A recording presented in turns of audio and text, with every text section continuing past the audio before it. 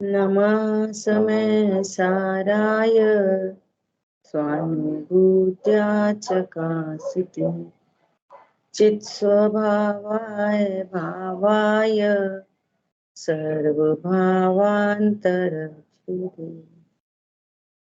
वन्दितु सर्वसिद्धे धुवमचलमणोवमं गतिं पत्ते घोषामि समय पाहुड ब्रह्मो सुध केवली बड़िदम। समय सारजी ग्रंथाधिराज सर्वशुद्ध ज्ञान अधिकार और इस अधिकार के 242 श्लोक पर हम लोग स्वाध्याय कर रहे थे कल। इससे पहले के श्लोक में भी आचार्य देव कह रहे हैं कि ये जीव अनादि से व्यवहार में रूढ़ है और मूढ़ है। ऐसा कहा। ये क्यों?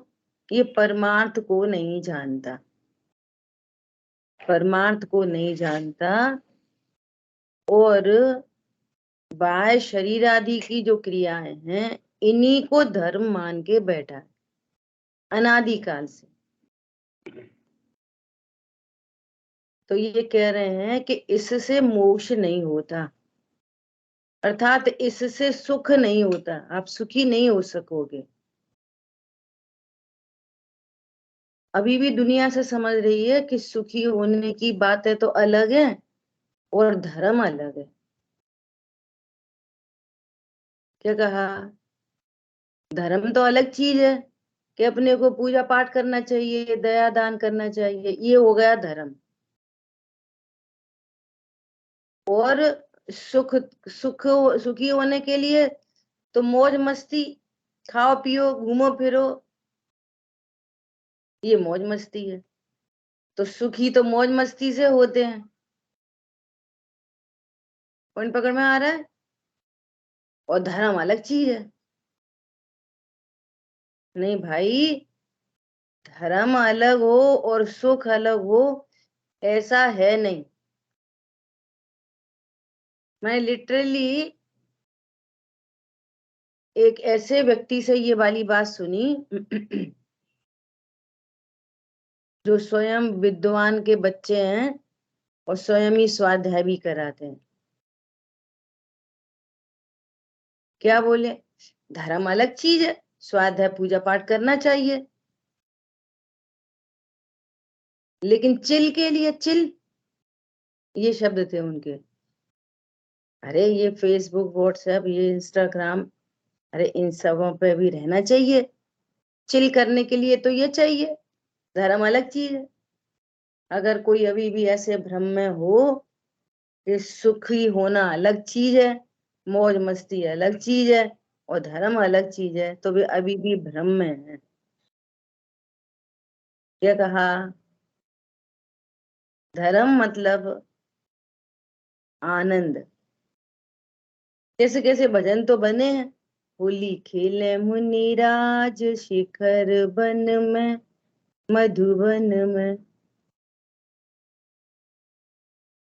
चैतन्य गुफा में मुनिवर बसते, अनंत गुणों में केली करते।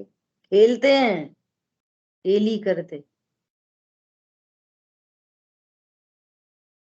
सुख अलग चीज है, मौज मस्ती अलग चीज है और धर्म अलग चीज है। वो धर्म कैसे होता है? कि शरीर की क्रिया से, पूजा पाठ दया दान, ये धर्म है। ये बहुत बड़ा भ्रम है। तो अभी भी भ्रम हो तो दूर कर लेना। अनादि रूढ़ शब्द का इस्तेमाल किया आचार्य भगवान ने, अनादि रूढ़। ठीक है, पूजा करेंगे पाठ करेंगे सब करेंगे, लेकिन मस्ती के लिए घूमने जाएंगे।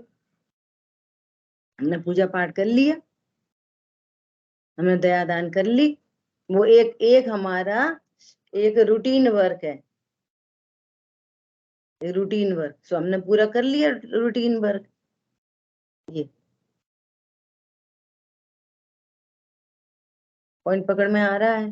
कितनी बड़ी गलती है ना?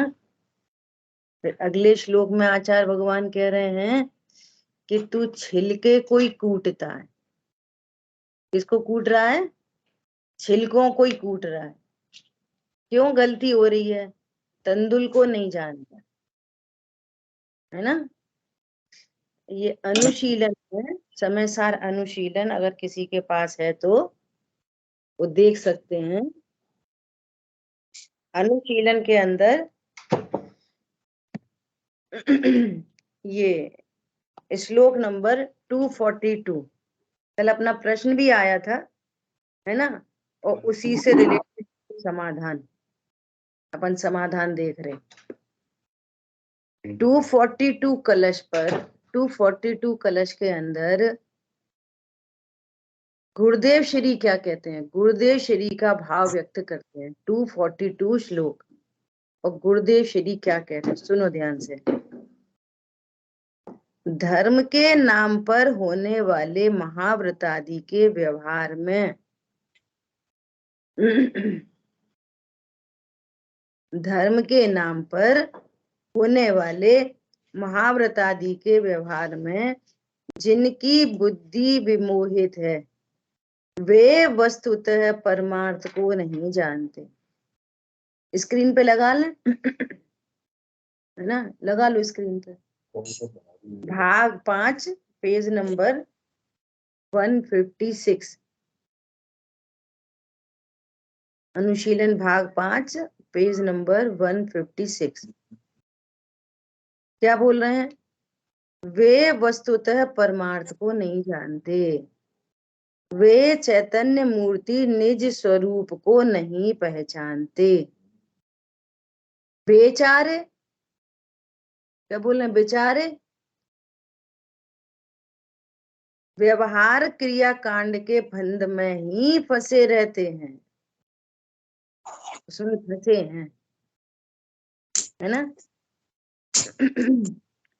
उन्हें निज स्वरूप के अनुभव के रस का स्वाद प्राप्त नहीं होता,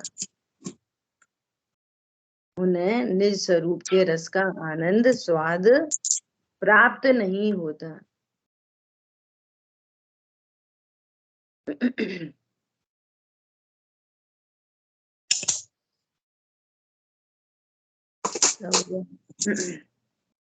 ये किसी का फोन है ना, अनम्यूट है, वो म्यूट कर लें। एमजे करके लिखा आ रहा है।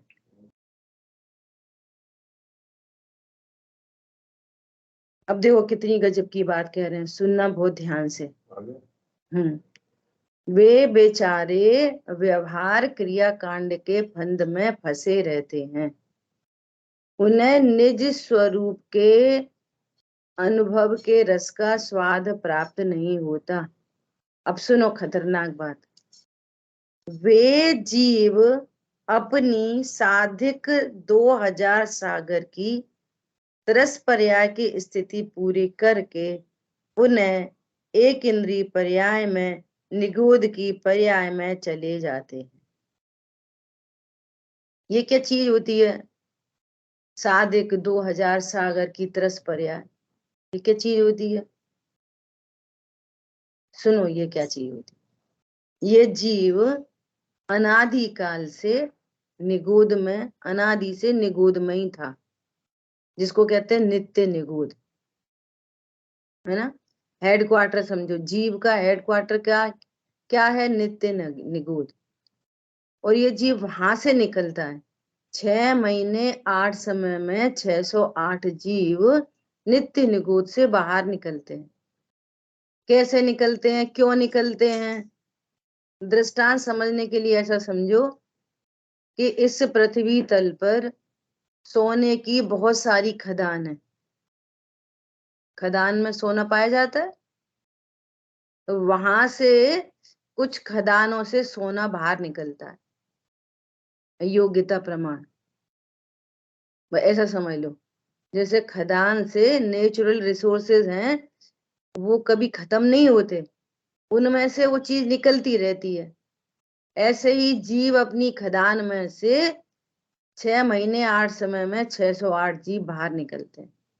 अब निकल ही रहे हैं, 608 निकल रहे हैं, 608 6 महीने 8 समय में निकल रहे। तो वहां से निकलकर एक इंद्री में ही आते हैं वापस स्थावर में, है ना। पृथ्वी, जल, वायु, अग्नि, वनस्पति, ऐसा। और फिर वहां पे भी अनंत काल बिताते हैं। तब कहीं कोई जीव, उनमें से कोई बिरला जीव दो इंद्रिय पर्याय को पाता है। तो ऐसा कहते हैं, दुर्लभ लही ज्यों चिंता मणि, त्यों पर्याय लही त्रस तणी। दो इंद्रिय में आना इतना दुर्लभ है जैसे किसी को चिंतामणि रत्न मिल जाए, इतना दुर्लभ है दो इंद्रिय पर्याय में आना। अब दो इंद्रिय पर्याय, इनको बोलते हैं त्रस पर्याय। क्या बोलते हैं? त्रस पर्याय। तो त्रस पर्याय में कौन कौन होता है? दो इंद्री, तीन इंद्री, चार इंद्री, पांच इंद्री, संगी और असंगी, ये सब कहलाते हैं त्रस जीव। सुनना बहुत ध्यान से, ये कहलाते हैं त्रस जीव। और वे एक इंद्री आदि कहलाते हैं पांच स्थावर जीव। जीव के भेद डालेंगे बाहर से तो कहेंगे त्रस और स्थावर। तो स्थावर पांच प्रकार के, और ये त्रस दो इंद्री, तीन इंद्री, चार इंद्री, पांच इंद्री, और संगी पंचेंद्री, ये भी समझ लो पांच प्रकार। ठीक है। अब ये त्रस पर्याय में कोई जीव आता है तो वो आता है 2000 सागर से कुछ अधिक, साधिक कुछ अधिक 2000 सागर, इतने काल के लिए ये बाहर निकलता है। और उनमें ही दो इंद्री, तीन इंद्री, चार इंद्री, ये पूरी शामिल है पूरी। आगे आगे बढ़े तो दो इंद्री से तीन इंद्री में चला जाए, पांच इंद्री में चला जाए, असंगी में चला जाए, संगी में चला जाए, है ना। अब ये कोई जीव संगी पंचेंद्री हुआ, और संगी पंचेंद्री होने पर भी जैन कुल भी मिल जाए और ये तत्व ज्ञान न करे तो वापस इसका 2000 सागर का काल यदि पूरा होता हो तो फिर वापस एक इंद्री में चला जाता। तह तह चे था वर्तन धरे, यो परिवर्तन पूरे करे। त्रस पर्याय सिर्फ 2000 सागर से कुछ अधिक समय के लिए मिलती है। और उसमें दो इंद्री, तीन इंद्री, चार इंद्री, पांच इंद्री सब शामिल हैं। और यदि उस समय में इसने तत्व ज्ञान नहीं किया तो फिर वापस एक इंद्री, फिर अनंत काल बीतेगा, फिर कोई मुश्किल से दो इंद्री बनेगा, तब कोई चार इंद्री, पांच इंद्री में जाएगा, है ना। और वहां पे फिर नहीं हुआ तो फिर निगोद की पर्याय। ऐसा अनादि से ऐसा काम चल रहा है इस जीव का, और अनंत काल बीत गया ऐसे होते होते। समझ में आ रही है बात? सागर कितना बड़ा काल होता है कि सागर भी अनंत काल होता है अपने आप में। अब सागर इंटू 2000 इंटू कुछ अधिक, इतने काल के लिए त्रस पर्याय मिलती है। ये कौन गाइडेड, किससे गाइड होता है कि ये नेचुरल कंडीशन है, इसका कोई करता धरता नहीं है, ये ऐसी प्रक्रिया चली आ रही है अनादि से। अब कल शाम की चर्चा में भी आई थी।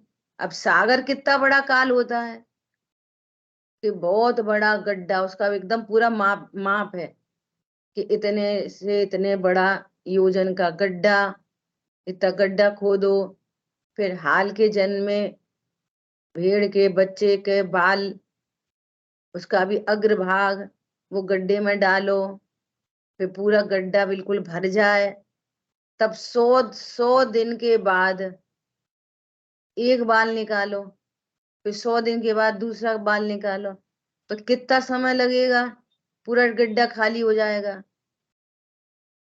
वो भी अभी सागर नहीं है, वो भी क्या है, पल्ल। और फिर 10 कोड़ा कोड़ी सागर पल्ल का एक सागर होता है। 10 कोड़ा कोड़ी पल्ल का एक सागर होता है। उसमें भी crore multiply by crore, multiply by 10, तब होता है एक सागर। समझ में आ रही है? और फिर उसमें ये 2000 सागर, 2000, उसको मल्टीप्लाई करो 2000, ये स्थिति है। क्या बोल रहे हैं? देखो आगे कैसी गजब की बात कह रहे हैं गुरुदेव श्री। वे जीव अपनी सादिक 2000 सागर की तरस पर्याय की स्थिति पूरी करके पुनः एक इंद्रिय निगूढ़ में, एक इंद्रिय पर्याय में, निगूढ़ की पर्याय में चले जाते हैं। तरस पर्याय के 2000 सागर में भी अज्ञानी जीव कौआ, कुत्ता, कीड़ा मकोड़ी, चींटी, चींटा, मक्खी, मच्छर आदि की दशा में ही अधिक समय बिताकर निगोद चला जाता है। और सुनो एक और खतरनाक बात, कि कोई ऐसा विचार करे कि बाई चांस हमें सम्यक दर्शन नहीं हुए, है ना, तो हम पूजा पाठ तो करते ही है ना, तो हम स्वर्ग चले जाएंगे, फिर वहां जाएंगे नंदीश्वर द्वीप। तो इस धोखे में नहीं रहना। क्यों नहीं रहना? कि आपको ये पता नहीं है कि ये जो मनुष्य पर्याय आपको मिली है, कि ये 2000 सादिक का जो 10 पर्याय का काल है, ये उसका कौन सा फैक्ट है, कौन सा टुकड़ा है? ये शुरू का है, मिडिल है कि आखिरी है? और आपने बहुत बहुत बहुत पुण्य का अर्जन किया हो, बहुत। और 2000 सागर की का जो काल है ना, कुछ अधिक का, ये काल पूरा होता हो तो तुम्हारा वो पूरा पुण्य पाप में कन्वर्ट होके और निगुत चल में पहुंच जाएगा। पूरा पुण्य का परिणाम, पूरे पुण्य कर्म वे सब कन्वर्ट किस में हो जाएंगे? ऑटोमेटिक संक्रमित हो जाएंगे पाप में। तो ये धोखे में नहीं रहना कि पुण्य कि स्वर्ग चले जाएंगे, स्वर्ग चले जाएंगे, ये तुम्हें पता ही नहीं कहाँ चले जाओगे। अब देखो आगे क्या कह रहे हैं। महाव्रत के परिणाम को तत्वार सूत्र में आश्रव कहा है। महाव्रत का परिणाम क्या है? अपन बार बार चर्चा कर रहे हैं ना कि द्रव्य लिंग कौन सा तत्व है, द्रव्य लिंग कौन सा तत्व है? तो जो जीव के परिणाम है वे तो आश्रव तत्व है, और बाहर से नग्न दिगंबर शरीर दिखाई दे रहा है वो अजीब तत्व है।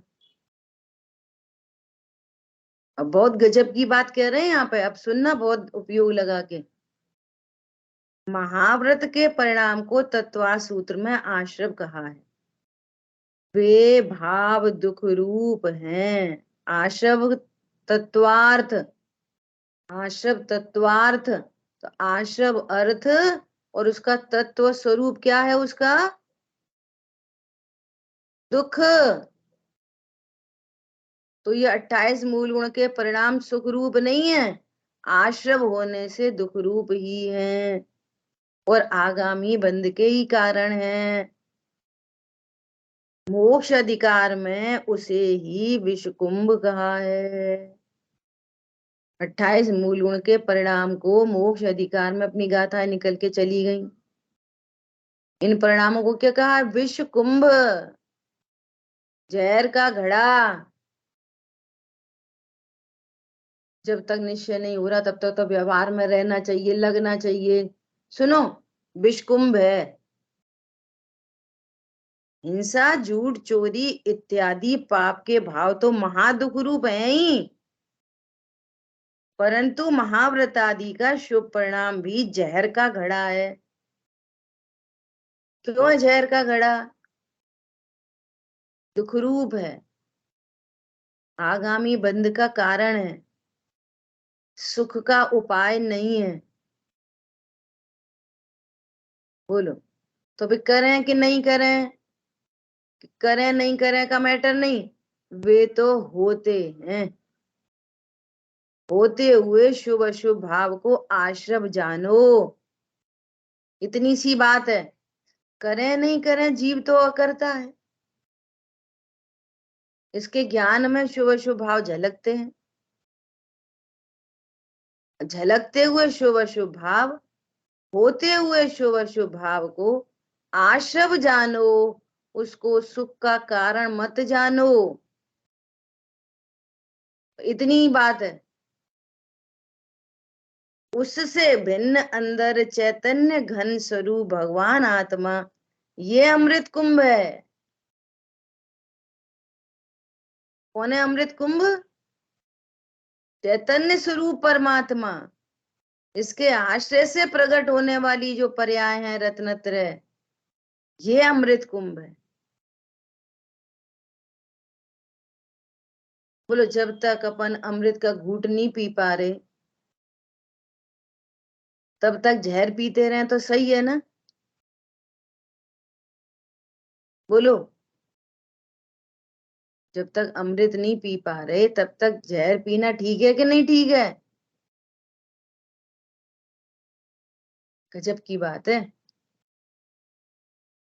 यहाँ तो कुछ करने धरने का मैटर नहीं है, तो फिर पूजा पाठ नहीं करें क्या? अरे नहीं करें नहीं, जब तक तू स्वरूप को नहीं जानेगा तो बेशुभ अशुभ भाव होते ही रहते हैं। कभी अशुभ, कभी शुभ, कभी अशुभ, कभी शुभ। अरे एक इंद्री को भी होते हैं शुभ अशुभ। आप धोखे में हो कि हम पूजा पाठ करते हैं तो शुभ भाव है। हर अंतर मुहूर्त में अशुभ शुभ शुभ अशुभ बदलता रहता है। एक इंद्री को भी, दो इंद्री को, तीन इंद्री को, चार इंद्री को, पांच इंद्री को, सबको परिणाम बदलते रहते हैं। आशव का स्वरूप है कि वो अध्रुव और अनित्य हैं, वे घटते बढ़ते रहते हैं। उदाहरण दिया है आचार्य देव ने, वो क्या, ज्वार की भांति, बुखार की तरह। जैसे बुखार घटता बढ़ता है ना, ऐसे ये परिणाम घटते बढ़ते रहते हैं। जो घटा हुआ परिणाम है वो शुभ भाव कहलाता है, जो तीव्र परिणाम है वो अशुभ कहलाता है। शुभ तो एक इंद्री को भी होते हैं। लॉजिक बोलो, कैसे जाने एक इंद्री को होते हैं? ऐसे जाने कि एक इंद्री दो इंद्री में कैसे आएगा, ऊपर कैसे चढ़ेगा। वो शुभ परिणामों के बल पे ही एक इंद्री दो इंद्री में आता है। समझ में आ रही है कुछ? कोई हम ही तुम नहीं करते शुभ भाव, सब जीवों को शुभ अशुभ हो ही रहे हैं।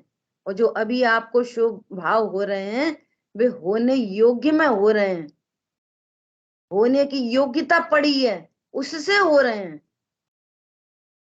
जीव तो साक्षात परम करता है। अरे किसको समझ में आ रही बात ये? करें कि नहीं करें? अरे ज्ञाता द्रव्य क्या करेगा, ज्ञाता वस्तु, दर्पण किसको झलकाएगा? जो झलकने होंगे वे झलक जाएंगे। दर्पण क्या करेगा? दर्पण तो दर्पण ही रहता है। ऐसे ही मैं ज्ञाता वस्तु ज्ञाता ही रहता हूं। शुभ अशुभ भाव होने योग्य होते हैं, वे स्वयं होते हैं, घटते बढ़ते हैं, चाहने से नहीं होते। चाहने से घटते नहीं, चाहने से बढ़ते नहीं। अकर्त हर परिणाम अकर्तृत्व की सिद्धि करता है। अज्ञानी अपने प्रौढ़ विवेक से चाहे तो भेद ज्ञान तुरंत कर सकता है। देखो मैं तो नहीं चाह रहा था कि मेरा ऐसा भाव हो, सोच के ही गए थे घर से कि ऐसे भाव नहीं करेंगे, और देखो तो भी हो गए। तो अब नक्की कर लो कि ये होते हैं करते नहीं है। अरे रोज मंदिर जाते हो, रोज मंदिर, मंदिर में नक्की करके जाओ कि देवशास्त्र गुरु के बिना कोई भाव नहीं करेंगे। एकदम प्रण लेके जाओ, निस्सही निस्सही निस्सही। अरे जिस समय निस्सही निस्सही चल रही होती है ना शब्दों का उच्चारण, और उसी समय कोई दिख जाए तो शब्दों का उच्चारण चलता है निश्चयी निश्चयी, और उपयोग में रहता है कोई और। क्या बोला? और फिर अंदर गए, फिर रणमो वरंताणम उच्चारण चलता रहता है, रणमो वरंताणम। और कदाचित भगवान का भाव भी आ जाए, हे प्रभु नग्न दिगंबर, कैसी आपकी मुद्रा है प्रभु, कैसे बीतरागी हो। और ये विचार आया और आते आते दूसरा विचार आ गया और पता ही नहीं चला तुम्हें। बोलो ऐसा होता कि नहीं होता? कौन गारंटी ले रहा है कि अशुभ परिणाम के काल में अशुभ ही रहेंगे और शुभ परिणाम के काल में शुभ रहेंगे? बोलो, बदलेंगे नहीं, वही कंटिन्यू रखेंगे। अरे छोड़ो, एक साइड में क्रोध चल रहा है और दूसरी साइड में तुरंत भाव बदल गया, अरे फालतू में बोला, बेकार में बोला उसी समय। और क्रोध का परिणाम कंटिन्यू चल रहा है, क्रिया तो और चल रही है तेज, और अंदर परिणाम बदल गया। और क्रोध मंद में बदल गया, फिर और मंद में बदल गया, फिर क्रोध मान में बदल गया, मान लोभ में बदल गया। समझ में आ रही है बात? बोलो कौन अदल बदल कर रहा है? नहीं चाहते हुए अदल बदल हो रही है। इसका क्या मतलब है? कि वे शुभ अशुभ परिणाम होते हैं, तो क्या करें कि शुभ अशुभ को शुभ अशुभ जानो। और यहाँ एक ज्ञाता वस्तु विराजमान है जो इन शुभ अशुभ भावों को जानता है। ऐसे जानना खड़ा होता है, जानता है।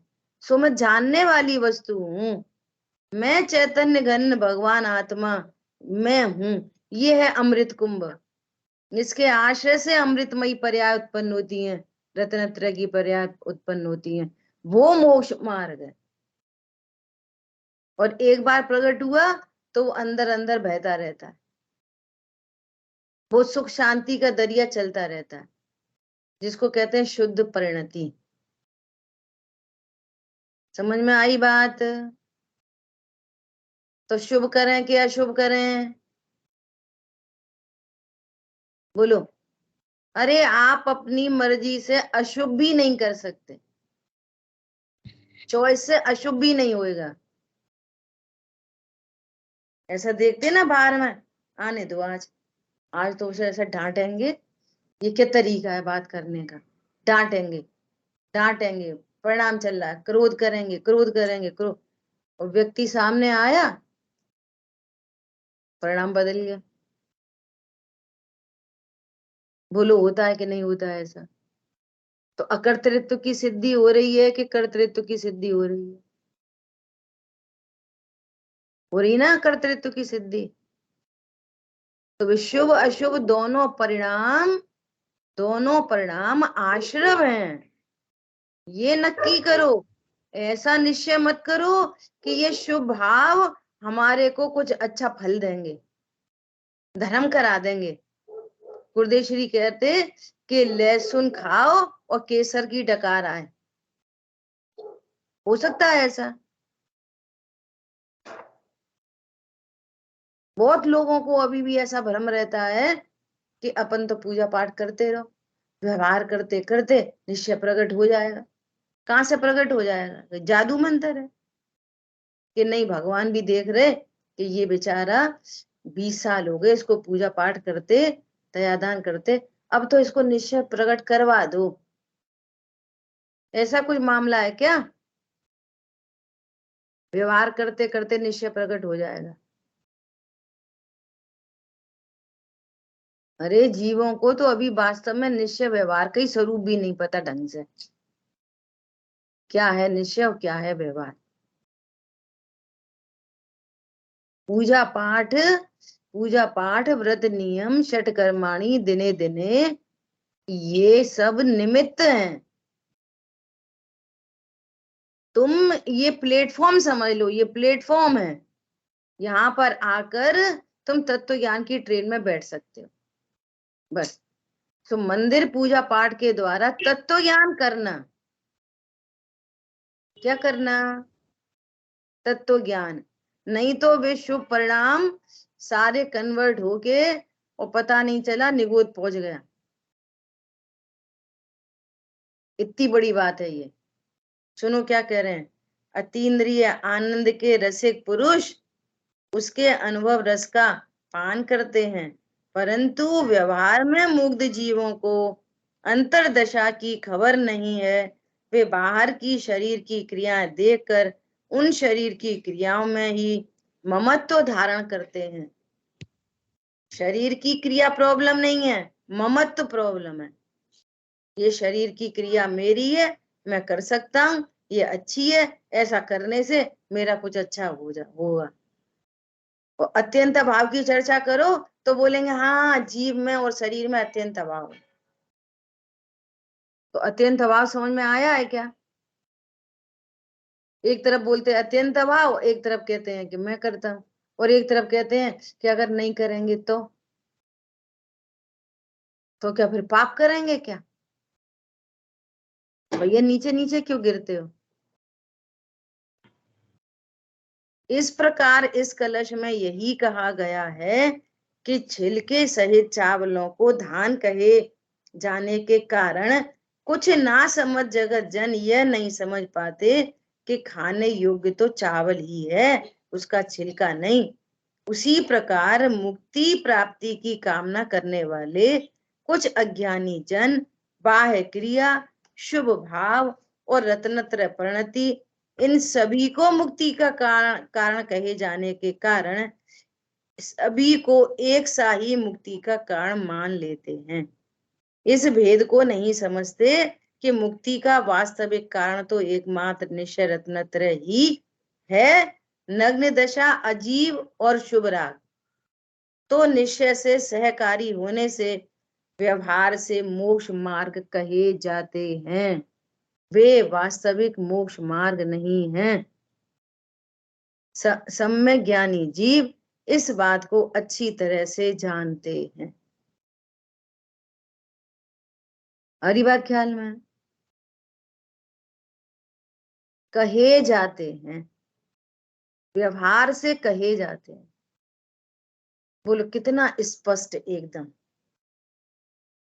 शरीर की क्रिया और ये शुभ भाव व्यवहार से मोक्ष मार्ग कहे जाते हैं। कैसे कहे जाते हैं? पीले छिलके की तरह, पीला केला की तरह, ऐसे कहे जाते हैं। सहचारी शब्द है ना, सहचारी, सहचारी होने से, साथ साथ होने से, सफेद केले के साथ में पीला छिलका साथ साथ होने से पीले पर केले का उपचार आता है। साथ साथ चलता है वो, और साथ साथ चलने पर भी विवेकी पुरुष कहते हैं पीला केला, लेकिन पीले केले को सेवन करने के समय उसको उतार के फेंक देते हैं, सेवन करते हैं सफेद केला का। क्या कहा? सेवन किसका करते हैं? सफेद केला का। वो कहते किसको हैं? पीले को केला। बोलो पॉइंट पकड़ में आ रहा है? फिर से समझो निश्चय व्यवहार। वस्तु तो वस्तु होती है, जीव तो जीव ही होता है। समझ में आ रही है? जीव तो जीव है। विश्व की किसी वस्तु के अंदर ना निश्चय होता ना व्यवहार होता। किसी वस्तु के अंदर निश्चय व्यवहार नहीं होता। फिर वस्तु को समझने की पद्धति है निश्चय व्यवहार। वस्तु को निश्चय व्यवहार के माध्यम से समझाया जाता है। ये समझने की पद्धति है, कथन पद्धति है। कोई पूछे, वहां लड्डू रखा, तो कोई पूछे कि ये क्या है, तो बोलेंगे ये लड्डू है। क्या बोलेंगे? ये लड्डू। ठीक है, ये लड्डू है। अब आप ऐसा कहो कि लड्डू है, तो भी वो लड्डू है, नहीं कहो तो भी लड्डू है। इस कथन का उस लड्डू की तरफ से एंगल से देखो, इस कथन का लड्डू से कोई संबंध है? बस वाचक वाच्य संबंध है खाली। कथन किया लड्डू तो वो समझ में आई है लड्डू, बस इतनी सी बात है। इस कथन से लड्डू में कुछ हो रहा है? कुछ हो रहा है लड्डू में? कुछ नहीं, लड्डू तो लड्डू रखा प्लेट में। ठीक है। अब लड्डू का और स्वरूप समझने के लिए कितने कथन होंगे? देखो, ऐसा कहा ये बेसन का लड्डू है। अब उसको और समझने के लिए बोलेंगे कि ये बेसन का लड्डू है। और एक कथन ऐसा आया कि ये पप्पू का लड्डू है। दोनों में कुछ अंतर है कि नहीं? लड्डू तो लड्डू ही रखा है, उससे तो कोई मतलब नहीं। लड्डू को तो इन शब्दों से कोई लेना देना नहीं। वो तो मिठासमयी, घी से बना हुआ, बेसन से सिका हुआ, वो तो अपने में है बस लड्डू तो। अब एक व्यक्ति बोल रहा है बेसन का लड्डू, और मम्मी आई दौड़ के, वो बोली नहीं नहीं ये तो पप्पू का लड्डू है। तो ये पप्पू का लड्डू क्यों कह रही है? ये सब पप्पू पड़ा है, जैसे उसमें बेसन पड़ा है वैसे ही क्या पप्पू पड़ा है? बोलो, फिर पप्पू का लड्डू क्यों कह रही है? ये है जिन शासन की पद्धति, और ये हम रोज यूज करते हैं। जैसे उस लड्डू में बेसन पड़ा है वैसे पप्पू तो नहीं पड़ा, फिर पप्पू का लड्डू क्यों कह रहे हैं? किसी प्रयोजन से, किसी प्रयोजन से, ये प्रयोजन समझना, ये है कलाकारी। इसको कहते हैं, ये है, क्या कहना चाहिए, बुद्धिमता। इसको क्या, ये है शार्पनेस, ये है इंटेलिजेंसी। क्यों कह रहे हैं पप्पू का लड्डू? इसलिए कह रहे हैं कि 8-10 लड्डू बनाए थे, सबने खा लिए, पप्पू ट्यूशन गया था और वो नहीं खा पाया था, इसलिए कोई और मत खा लेना, ये पप्पू का लड्डू है। देखो प्रयोजन सद गया ना। अब कोई ऐसी गलती करे कि इसमें पप्पू होएगा, तो बोला कितना बड़ा मिथ्यात्व है, कितनी बड़ी गलती हो गई, फिर तो वो मांस हो गया, फिर तो लड्डू कहाँ रहा, फिर तो पप्पू को मरना पड़ेगा। इतना बड़ा अपराध हो गया पप्पू का लड्डू का रॉन्ग वे समझने से। कथन में हिंसा नहीं है, तुम्हारी समझ में हिंसा है। क्या बोला? कथन में समस्या नहीं है, आपने गलत समझा। इस समझ में हिंसा है, इस समझ में मिथ्यात्व है, इस समझ में अनंत पाप है। ये फर्क है निश्चय व्यवहार का। कथन किया जा सकता है किसी प्रयोजन से, समझा नहीं जा सकता। समझोगे तो मिथ्या दृष्टि, प्रयोजन साध लोगे तो सम्यक दृष्टि, और कहोगे तो कोई प्रॉब्लम नहीं।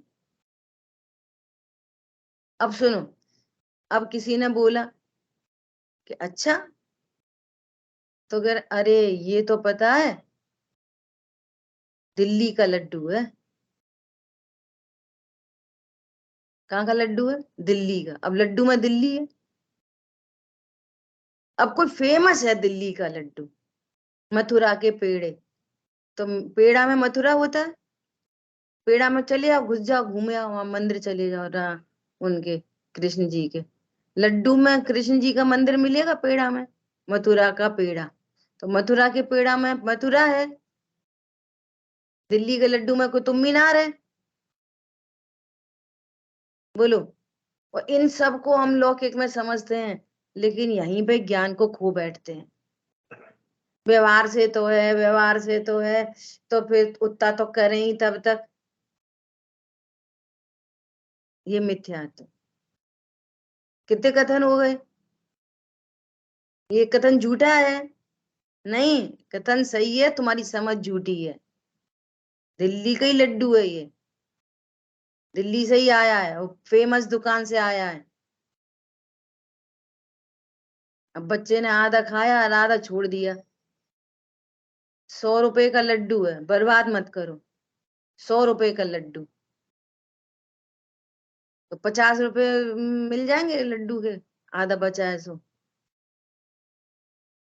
कितने प्रयोजन साध रहे हैं हम, और ये कथन बोलते बोलते भी हम लड्डू को लड्डू ही समझ रहे हैं, बेसन के। जब ये कह रहे हैं पप्पू का लड्डू, तो भी ये समझ रहे हैं बेसन का लड्डू। जब ये कह रहे हैं दिल्ली का लड्डू, तब भी समझ रहे हैं बेसन का लड्डू। समझ और कथन में फर्क दिखाई दे रहा है? बोलो, समझ क्या है? यथार्थ सो निश्चय, वो नहीं बदल रहा, ये यूनिवर्सल ट्रुथ है, ये यूनिवर्सल ट्रुथ है, ये नहीं बदलेगा। यथार्थ कभी नहीं बदलता, और ये व्यवहार बदलता रहेगा। कभी कहेंगे दिल्ली का लड्डू, कभी कहेंगे पप्पू का लड्डू, कभी कहेंगे 100 रुपए का लड्डू, कभी कहेंगे ससुराल का लड्डू, कभी कहेंगे मायके का लड्डू, और हर कंडीशन में बेसन का लड्डू है। समझ में आ रही है? अच्छा, ये कथन क्यों कहे जा रहे हैं? ये लड्डू की विशेषता ही बताने के लिए ये कथन किए जा रहे हैं, कोई फालतू में नहीं किए जा रहे। ये टेक्निकलिटी है निश्चय व्यवहार में। जीव मतलब त्रिकाली ध्रुव भगवान आत्मा, यथार्थ सो निश्चय, ये कभी नहीं बदलेगा, नेवर। ये यूनिवर्सल ट्रूथ है, और जो ऐसा जानेगा उसको रत्नत्रय होंगे, जो ऐसा जानेगा उसको रत्नत्रय होंगे। अब व्यवहार के कथन अभी अभी किए, 2000 सागर से कुछ अधिक तरस पर्याय। अब ये बाहर से बात होने लगी। स्थावर तरस जीव, स्थावर जीव, एक इंद्रिय जीव, दो इंद्रिय जीव, शुद्ध आत्मा जीव। पॉइंट पकड़ में आ रहा है? किधर से बात कर दी? दिल्ली का लड्डू जैसी। अरे आत्मा में, जीव में एक इंद्रिय दो इंद्रिय है, शरीर है जीव में नहीं है, तो भी कह रहे एक इंद्रिय दो इंद्रिय जीव, संगी पंचेंद्रिय जीव। वो कंडीशन बताने के लिए, निमित्त का ज्ञान कराने के लिए। और ये समझ लो, बहुत इंपॉर्टेंट बात है, निश्चय व्यवहार का यूज दो जगह होता है। पूरे जिनागम में निश्चय व्यवहार का इस्तेमाल दो जगह किया गया है। एक तो जीव का स्वरूप समझने के लिए, और एक मोक्ष मार्ग समझने के लिए। हरी बात ख्याल में? अब जीव का स्वरूप समझेंगे तो उसको असद्भूत व्यवहार से कथन करेंगे, शरीर सापेक्ष कथन करेंगे, पर जीव में कभी शरीर नहीं होता, कभी नहीं होता जीव का शरीर। फिर कहां से कथन करेंगे? भेद से कथन करेंगे। तो आत्मा कैसा है? कि ज्ञान दर्शन वाला, उपयोग वाला। लड्डू तो लड्डू ही रखा है, अब ये बोलो बेसन का, तो उसमें से अलग से बेसन नहीं निकाल सकते, अलग से चीनी नहीं निकाल सकते। लड्डू तो बेसन, घी, चीनी मई है, उसके हर कोने पे, अंदर बाहर ऊपर नीचे, ये निडल डालो, और निडल में से बाहर जितना पोर्शन आएगा ना, वो तीनों चारों मई है। चीनी ऊपर ऊपर, घी नीचे नीचे, ऐसा नहीं होता, सर्वांग में अभेद लड्डू। अभेद लड्डू की प्रोसेस पूछोगे तो भेद खड़ा हो जाएगा। पहले बेसन लेना, फिर घी डालना, कढ़ैया में भूनना, भेद चालू हो गए। लड्डू कैसा? भेद रूप, अभेद। अब अभेद को भेद से कथन करना, ये व्यवहार है। क्यों व्यवहार है? कि वस्तु भेद रूप होती ही नहीं, इसलिए वो व्यवहार है। और आप भेद पे रुकोगे तो रत्नत्रय प्रकट नहीं होंगे। जिन वाणी में व्यवहार के जितने भी कथन है, उनके आश्रय से रत्नत्रय नहीं होते। महिमा बस कैसे बताएं? जीव द्रव्य है, कैसा है? खाली डिब्बा नहीं, नहीं, अनंत गुण संपन्न है। द्रव्य क्यों बताया? अहम करने के लिए। गुण क्यों बताए? द्रव्य की महिमा करने के लिए। और पर्याय क्यों बताई? पर्याय का लक्ष्य छोड़ने के लिए। पर्याय का लक्ष्य छोड़ने के लिए पर्याय बताई। ये प्रयोजन है भेद के, भेद कोई फालतू में नहीं बताया। जिन वाणी का एक वचन व्यर्थ नहीं है, एक वचन फालतू नहीं है, एक भी वचन मिथ्यात्व कराने के लिए नहीं है। शाम को चर्चा चल रही है ना अनुप्रेक्षा की, तो प्रश्न आया कि अध्रुव भावना क्या है। अध्रुव भावना है कि मैं ध्रुव हूं, इसका आनंद अध्रुव भावना है। क्या बोला? भावना का क्या नाम है? अध्रुव। और आनंद उसमें किसका है? ध्रुव का। तो उल्टी सी बात लग रही ना, तो फिर लिखा क्यों नहीं गया? ध्रुव भावना लिखते, अध्रुव भावना क्यों लिखी? पॉइंट पकड़ में आ रहा है? इस विश्व की अध्रुवता बताने के लिए अध्रुव भावना लिखी है, और समझना उसमें किसको है? ध्रुव को। ये गजब की बात है। जिनवाणी का कोई भी वचन मिथ्यात्व कराने के लिए नहीं है। ये है रहस्य की बात है। तो व्यवहार के वचन में मूड नहीं होना, मूड व्यवहार विमोहित, व्यवहार में मूड, व्यवहार के कथनों को एज इट इज फॉलो कर दिया। भैया देवशाह गुरु का स्वरूप समझो, देवशाह गुरु की पूजा उपासना करो, तुम्हें रत्नत्रय होंगे। और वो देव पूजा पाठ करने लग गया, सोच रहा है हमें रत्नत्रय हो जाएंगे। ये व्यवहार में मूड, ये मूर्ता है ये। देवशाह गुरु क्या कह रहे हैं? उन्होंने तुम्हें क्या स्वरूप बताया तुम्हारा? इसका नाम है देव की पूजा। देव की पूजा इसका नाम नहीं है। और चले गए और गाया है, अनादिकाल से रोगी हूं, उपचार कराने आया हूं, तो पूजा हो गई। देव का स्वरूप पता नहीं है, पूजा हो गई। पूजा नहीं हो सकती। भाव भाषे तो हो, ऐसे हमारे देव, जीव है हमारे देव, पूर्ण शुद्ध पर्याय से परिणमित है, अनंत चतुष्टय के धारी हैं। और जैसे ही ये पता चला कि वे जीव हैं, अनंत चतुष्टय के धारी हैं, इसका मतलब मैं भी जीव हूं और मैं भी अनंत चतुष्टय प्रकट कर सकता हूं। इसका नाम है देव की पूजा। क्या बोला? इसके बिना पूजा नहीं हो सकती। हुई नहीं है आज तक पूजा ऐसी। देव पूजा मतलब निज में ही रम जाऊं प्रभुवर, अभिनंदन है तेरा, यह मोह तड़क कर टूट पड़े, तब सार्थक फल पूजा तेरी। मोह बना रहे तो सार्थक कहाँ हुई पूजा?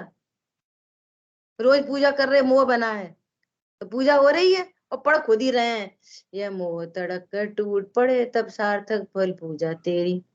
रोज पढ़ रहे हैं, और ये क्वेश्चन नहीं खड़ा हो पा रहा कि मोह तो टूटा ही नहीं, तो मेरी पूजा तो सार्थक हुई नहीं।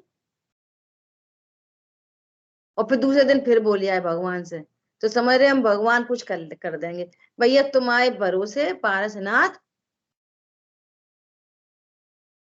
और उन्हीं से बोलिया है, नीरगंध अक्षतान पुष्प चारु लीजिए, दीप धूप श्रीफल आदि हम अर्घ तय आपको जजीजिए। हे पाशनाथ देव सेव आपकी करूं सदा, दीजिए निवास मोक्ष भूलिए नहीं कदा।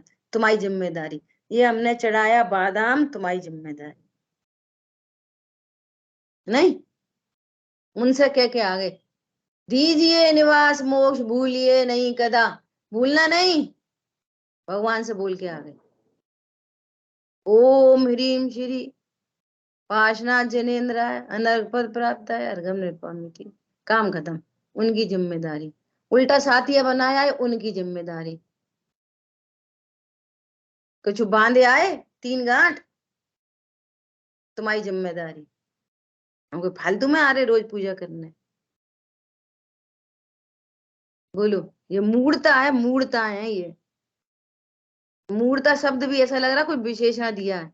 मूर्ता मतलब एकदम बेवकूफी, एकदम वाली। समझ में आ रही है बात? क्या है देव पूजा? इस निज देव अर्घ पता का चल अर्थ जाए। तो समझाओ। अरे ये भावनाओं में, भक्ति में, अतिरेक में ऐसे अर्घ लिख गए हैं बस, अलंकारिक अच्छा। भाषा में ऐसे। अतिरेक है ये, भक्ति का अतिरेक है ये बस। जैसे कहते हैं ना, मेरी तो सो बनी, आते हैं करो पुकार। ये ऐसे, इसका मतलब ये है, इसका मतलब ये है कि यदि मुझे कुछ चाहिए तो मुझे ये बात समझ में आ गई है कि इंद्री के भोग चाहिए या रत्नत्रय चाहिए, यहीं मिलेंगे, तो अन्य सब कुदेव देवी देवताओं की छुट्टी। मेरी तो अब तुमसे ही बन गई है प्रभु, तुम ही मेरे दोस्त हो। ऐसे कहते नहीं, भैया तू ही मेरा दोस्त है, भैया तू ही देखिए, ये बोलते हैं ना बहुत प्रेम में। तो ये बहुत प्रेम की, भक्ति की भाषा है। ये व्यवहार ने के की भक्ति है खाली ये। तुम ये सोचो कि भगवान कुछ कर देंगे तो मिथ्या दृष्टि हो, फिर तुमने भगवान के स्वरूप को नहीं जाना। स्वरूप जानकर ये भक्ति हो सकती है। हे प्रभु, आप किसी को देते नहीं हो, भक्त आपसे ले लेते। एक ये कथन है, आप किसी को देते नहीं हो, भक्त आपसे ले लेते। और निंदक, आप किसी को कुछ करते नहीं हो, और निंदक जन पाते दुख अतिशय। जो आपके निंदक हैं वे, आप उनको श्राप नहीं देते, लेकिन वे अपने परिणामों से ही दुख पाते हैं। और जो आपके भक्त हैं, आप उन्हें कुछ नहीं देते, वे आपकी भक्ति से सब कुछ पा लेते हैं। ऐसा स्वरूप है भगवान का मेरा, ऐसे निमित्त नैमित्तिक संबंध है। हे प्रभु, आप कैसे दानी हो। भगवान और दानी क्या है उनके पास, तो दान करेंगे। अरे जग को दे दी जग की निधियां, तुम सा दानी क्या कोई हो, जग को दे दी जग की निधियां। आपने मुझे खदान बता दी रत्नत्रय की, मुझे मेरी निधि बता दी। निज निधि निज में बताई, ये अनंत उपकार है। ये है, समझ में आ रही है बात? बोलो, हम आपको हर दिन, हर दिन 1,000 रुपया दें, वो अच्छा है? वो अच्छा है कि आपको आपको एक ऐसा धंधा दे दें कि जिससे खुद कमाओ 1 करोड़ रुपया महीना? क्या अच्छा है? 1,000 रुपए रोज अच्छे हैं कि 1 करोड़ की इनकम अच्छी है? बोलो, हम तुम्हारे पास रोज रोज जाएं तो हमें स्वर्ग मिले, वो अच्छा है? कि हम अपने स्वरूप को जानकर अभी प्रसन्न हो जाएं, वो अच्छा है? क्या अच्छा है? अपने बोलो। स्वरूप को जानकर प्रसन्न हो बस जाए, अपने स्वरूप को कौन सा जानकर। उपचार चला जाता है कि मैं कैसे सुखी हुआ, आपने बताया। मैं कैसे सुखी हुआ, आपने बताया, तो उनका उपचार चला जाता है। अरे बे बताते तो बहुतों को बताते हैं, वे तो सबको बताते हैं। वीतराग मुद्रा तेरी कह रही, निज निधि निज में है, सबको कह रही है वो मूक मुद्रा। तो कौन पकड़ में आ रहा है? जिसके ज्ञान में ऐसे आ रही है इसका वो व्यवहार चलता ज्ञान। है इस तरह से। तो निश्चय कैसा है? Universal truth. निश्चय कैसा है? यूनिवर्सल ट्रुथ, वो बदला नहीं जा सकता। यथार्थ सो निश्चय, और उपचार सो व्यवहार। जैसा व्यवहार कहा जाए, कहता है वोकल ट्रुथ, कहने वाला ट्रुथ, वोकल ट्रुथ, उससे प्रयोजन साधा जाता है बस। कुछ वो व्यवहार भी कुछ कहता है वस्तु के बारे में, पर वो एज इट इज वैसा स्वरूप नहीं होता। पप्पू का लड्डू कुछ मैसेज दे रहा है, लड्डू में पप्पू नहीं है। ऐसे ही ये व्यवहार मोक्ष मार्ग कुछ कह रहा है, उसमें व्यवहार संज्ञा लगी है, तो समझना ये यूनिवर्सल ट्रुथ नहीं है। समझ में आ रही बात? उससे कुछ प्रयोजन सदता है। सहचारी होने से, साथ साथ में चलने से जिन जीवों को अंतरंग में 3 कषाय चौकड़ी के अभाव की वीतरागता होती है, उनकी देह की क्रियाएं ऐसी देखी जाती हैं, तो उसको मोक्ष मार्ग का उपचार कर दिया और तुमने उसी को मोक्ष मार्ग समझ लिया। जिन जीवों को रत्नत्रय की प्राप्ति होती है, वे भगवंतों की भक्ति करते हैं। क्यों करते हैं? हे प्रभु, ये निधि आपने बताई मुझे। उनका उपकार ज्ञापित करते हैं, और जिस हमारे आगे हम पूजा करते हैं तो हमें निश्चय हो जाएगा। ये उल्टा मामला ऐसे हो गया। जैसे मम्मी चम्मच हिलाती है ना दूध मीठा करने, तो समझ चम्मच से दूध मीठा हो रहा है। चम्मच हिलाओ, दूध मीठा हो जाएगा। ये इतनी बड़ी गलती है, समझ में आ रही? जब तक जो निश्चय व्यवहार में देता है उसे ही सही मान लेता है।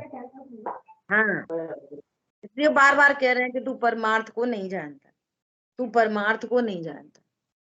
इसलिए आगे का श्लोक बहुत बहुत बढ़िया आ रहा है। आगे का श्लोक क्या? आगे का श्लोक अच्छा आ रहा है, देखो। जो द्रव्य लिंग में ममकार के द्वारा अंध विवेकी है, अंध, वे समय सार को नहीं देखते। क्या बोल रहे हैं?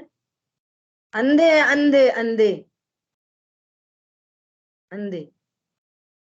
द्रव्यलिंग तो शरीर है, तुम शरीर की क्रिया को भावलिंग समझ रहे, अंधे हो क्या? बोलो आप, क्यों अंधे कह रहे हैं? हमें अंधे के नाम पे आंख दिख रही है। अरे आंख का अंधा नहीं, आंख का अंधा भी सम्यक दृष्टि हो सकता है। ज्ञान ज्ञान है ना जानने वाला, सो ज्ञान में जो अज्ञानता है वो अंधपना है। अंधा वो सम्यक दृष्टि हो सकता है कि नहीं हो सकता? हो सकता। जो द्रव्यलिंग में ममकार के द्वारा अंध विवेक रहित है, अंध मतलब विवेक रहित है, वे समय सार को ही नहीं देखते। अंधे है ना, कैसे देखेंगे?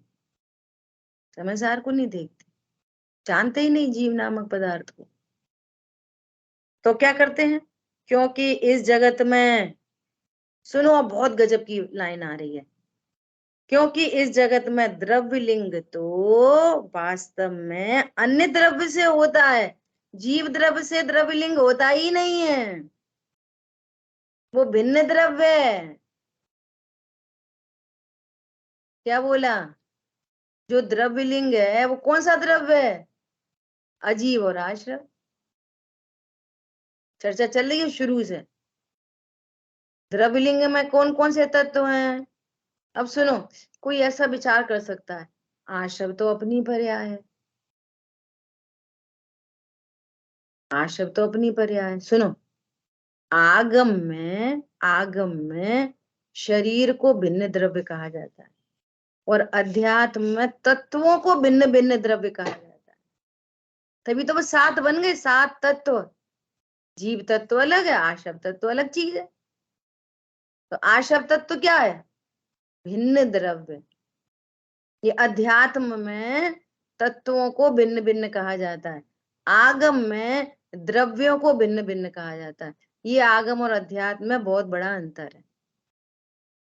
दृष्टांत समझ लो, दृष्टांत समझ लो, दृष्टांत समझो कि फल में और थैली में, बाजार में फल लेके आते हैं ना बाजार से, तो थैली और फल को भिन्न भिन्न कहा जाता है। थैली अलग है और फल अलग है। तो बाजार से खरीदोगे ना तो प्रमाण का फल मिलेगा, थैली अलग और फल अलग है। और जब सेवन करोगे तो छिलका अलग है और फल अलग है। समझ में आ गई? जैसे वो थैली डस्टबिन में डाली जाती है, वैसे ही छिलका भी डस्टबिन में ही डाला जाता है। जितना भिन्न छिलका थैली है, उतना ही भिन्न छिलका गुठली है। क्या समझ में आई है? आम खरीद के लाए, है ना, तो थैली कहाँ डालोगे? डस्टबिन में। फिर पूरा आम खा लोगे, छिलका गुठली गूदा। सेवन किसका करा जाएगा? छिलके का, आम का। तो आम के अगेंस्ट में छिलका क्या है? भिन्न द्रव्य। आम के अगेंस्ट में गुठली क्या है? भिन्न द्रव्य। ऐसे समझना आगम अध्यात्म का अंतर। तो आश्रम क्या है? जीव, जीव का स्वतत्व है?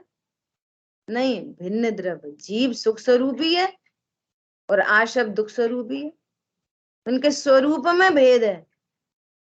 आम का गूदा मीठा मीठा है, टेस्टी है, स्वास्थ्यवर्धक है, भूख मिटाता है, और छिलका कड़वा है। आम का छिलका कैसा होता है? स्वरूप में ही भेद है। गुठली तो है आम की, लेकिन गुठली हार्ड है, खाओगे तो दांत टूट जाएंगे। और गूदा कितना सॉफ्ट है, स्वरूप में ही भेद है। ऐसे ही जीव और आश्रम के स्वरूप में ही भेद है। जीव सुख स्वरूपी है, आश्रम दुख स्वरूपी है। जीव द्रव्य है, आश्रम पर्याय है। बहुत सारे अंतर है। पॉइंट पकड़ में आया? सो द्रव्यलिंग क्या है? वो अन्य द्रव्य से होता है, अजीव और आश्रम से। और भावलिंग आत्मा से होता है, वो स्वद्रव्य से होता है। द्रव्यलिंग अन्य द्रव्य से होता है। समझ में आ रही है बात? बात कितनी बड़ी बात कह रहे हैं। द्रव्यलिंग तो वास्तव में अन्य द्रव्य से होता है, तेरे से होता ही नहीं है। मात्र यह ज्ञान ही निज द्रव्य से, आत्म द्रव्य से होता है। आत्मा से तो ज्ञान होता है, श्रद्धा होती है, चारित्र होता है। आत्मा से रत्नत्रय होते हैं, आत्मा से। और द्रव्यलिंग अन्य द्रव्य से होता है, अजीव और आश्रम से। तो इतनी क्लियरिटी एकदम। अपन ही तो कर रहे, अपन ही तो कर रहे, अपन ही तो कर रहे, कुआं में गिर पड़ो। समझ में आ रही है? अपन ही कर रहे, और ये नहीं करेंगे तो कैसे? फिर कुछ हो तो नहीं जाएगा? अरे हो ही रहा है कुछ वैसे ही।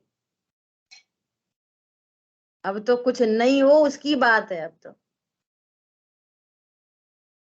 अब किसकी बात है? अब तो आनंद की बात है। ठीक है, शेष चर्चा आगे करें।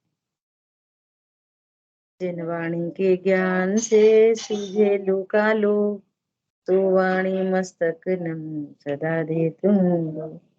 बोलिए द्वाशांग मई जिनवाणी माता की जय। जय जिनेन्द्र सभी को। जय जिनेन्द्र।